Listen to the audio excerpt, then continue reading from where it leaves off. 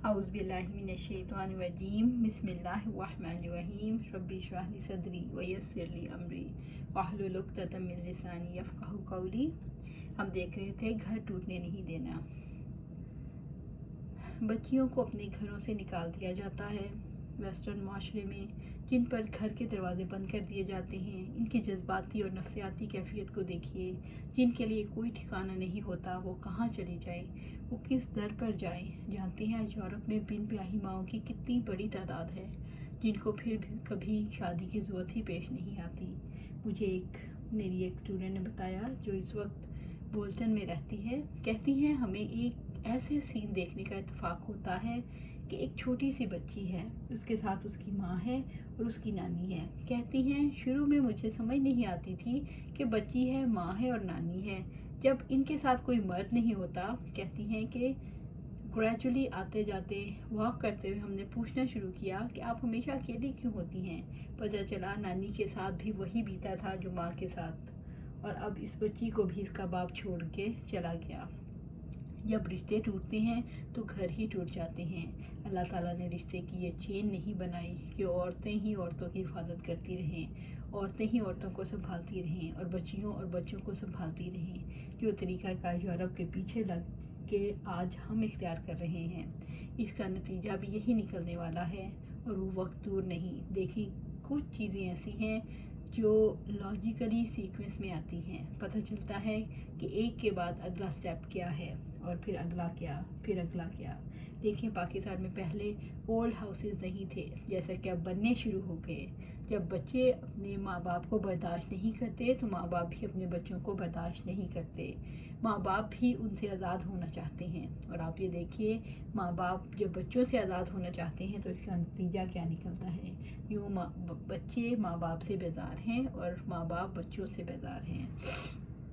نتیجہ کیا ہے؟ گھر اجڑ گئے، گھرانے نہ رہے۔ ہم نے انسان ہوتے ہوئے کیا زندگی اس خواب کے لیے بنی ہے؟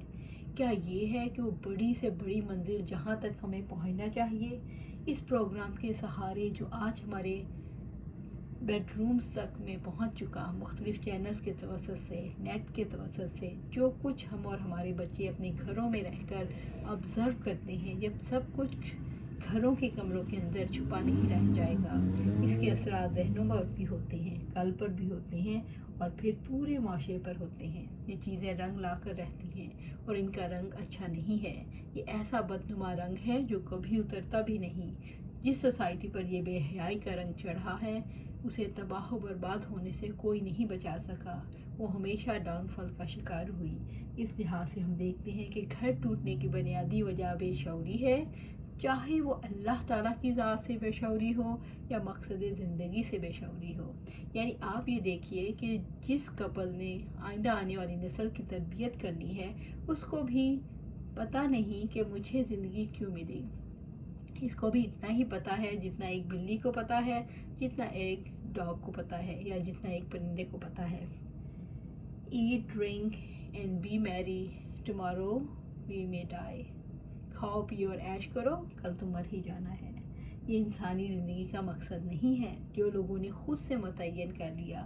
انسانی زندگی کے مقاصد سے مختلف ہیں۔ یہاں پر گھر کے مقصد کو ہم نے دیکھا ہے کہ اپنے آپ کو اور اپنے گھر والوں کو جہنم کی آگ سے بچاؤ۔ زندگی کا مقصد بھی تو یہی ہے۔ رب العزت نے انسانی زندگی کا مقصد متعین کیا ہے، اور فرمایا وَمَا خَلَقْتُ الْجِنَّ وَالْإِنسَ إِلَّا لِيَعْبُدُونَ۔ سورۃ زاریات آیا 56۔ میں نے جنوں اور انسانوں کو اپنی عبادت کے سوا کسی مقصد کے لیے پیدا نہیں کیا۔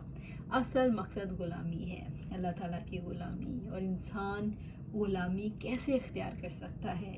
مالک احکامات کو سمجھ کر۔ مقصد زندگی کا وہ شعور جو اللہ تعالیٰ کی کتاب دیتی ہے، دراصل وہ شعور ہمارے پاس نہیں ہے، ہماری نسلوں کے پاس نہیں ہے۔ اس شعور کی کوئی ضرورت بھی فیل نہیں کرتا۔ ہم سب یہاں پر اسی لیے اکٹھے ہوئے ہیں کہ یہ دیکھیں ہماری زندگی کا اصل مقصد کیا ہے، یہ مقصد ہمیں کہاں سے مل سکتا ہے، اور اس مقصد کے مطابق ہم زندگی کیسے گزار سکتے ہیں۔ مقصد اگر میں، آپ اور دنیا بھر کے انسان مقرر کرنا چاہیں تو اتنے مقاصد ہو جائیں گے کہ ان کے درمیان کوئی ہم آہنگی نہیں رہے گی۔ مقصد تو انسانیت کا ایک ہی ہے، اور وہ یہی ہے کہ انسان اپنے رب کا ہو کر رہے، کیونکہ وہ ہی ہے رب کا، اور رب کی طرف ہی اس نے لوٹ کر جانا ہے۔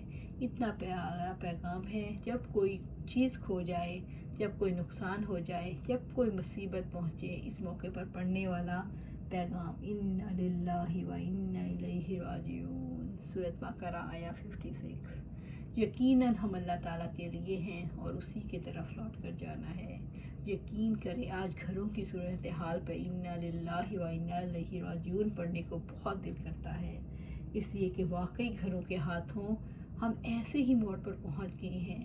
بات کسی ایک گھرانے کے نہیں ہے، جب ہم سب ایک ہیں، بات ہم سب کی زندگیوں کی ہے، اس زندگی کی بھی اور آنے والی زندگی کی بھی، بات ہماری اولادوں کی بھی ہے، بات ہمارے شوہروں کی بھی ہے، بات ہمارے والدین، ہمارے رشتہ داروں کی بھی ہے، بات اس سوسائٹی میں بسنے والے تمام افراد کی ہے، جو بھی زمین کے باشندے ہیں، سبھی کی بات ہے۔ ہم سب کو اپنے مقصد زندگی کا شعور حاصل کرنا چاہیے۔ اگر ہم دیکھیں تو رب العزت نے اپنی کتاب میں اس بات کا احساس بھی دلا دیا۔ مثال کے طور پر سورۃ المومنین میں رب العزت نے سوال کرتے ہیں أَفَحَسِبْتُمْ أَنَّمَا خَلَقْنَاكُمْ عَبَثًا وَأَنَّكُمْ إِلَيْنَا لَا تُرْجَعُونَ، سورۃ المومنین آیا 115۔ پھر کیا تم یہ خیال کرتے ہو یقیناً ہم نے تمہیں بے مقصد پیدا کیا ہے اور یقیناً تمہیں ہماری طرف واپس نہیں لوٹایا جائے گا۔ دل کے اندر سے اگر جھانک کر دیکھیں اور سچائی کے ساتھ جھانک کر دیکھیں تو آپ کو یہ بات نظر آ جائے گی کہ انسان کو زندگی گزارتے ہوئے واقعی یوں لگتا ہے، اور جیسے وہ کام کرتا ہے اس سے اندازہ ہوتا ہے گویا کبھی لوٹ کر نہیں جانا۔ یقین نہیں آتا تو اپنے کپڑوں کو دیکھ لیجئے، جیولری کو دیکھ لیجئے، اپنے ساز و سامان کو دیکھ لیجئے، اپنے بینک بیلنس کو، اپنے بزنس کو، اپنے گھروں کے اندر کے ساز و سامان کو، ہر چیز کیا بتاتی ہے گویا سدا یہی رہنا ہے۔ انسان کی مجبوری بھی یہ ہے کہ وہ ظاہر پرست ہے، جو کچھ اس کے سامنے ہوتا ہے اس کو تو وہ محسوس کرتا ہے، لیکن جو سامنے نہیں ہوتا اس کے بارے میں اس کو اتنی آگاہی نہیں ہوتی۔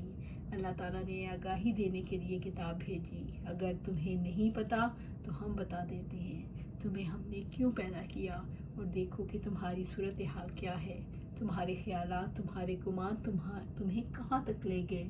انما خلقنا عبثا، گویا کہ ہم نے تمہیں بے مقصد ہی پیدا کر دیا۔